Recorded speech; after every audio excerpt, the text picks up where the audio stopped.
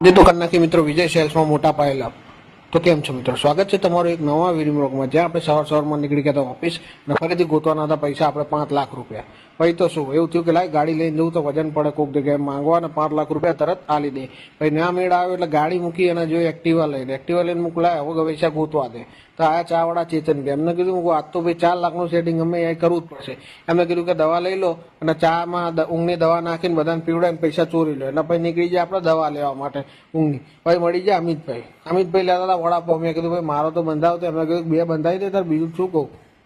ભાઈ મિત્રો નીકળી ગયા આપણે વિજય સેલ્સમાં જવા. વિજય સેલ્સમાંથી આપણે લીધું હતું એક હેન્ડ ફ્રી, જે વોરંટીમાં હતું એટલે બદલાવવા માટે ગયા, પણ વિજય સેલ્સ વાળાએ બદલાઈ આલ્યું નહીં. એમને કીધું કે ઉપર ઓફિસમાં જઈને મળી લો.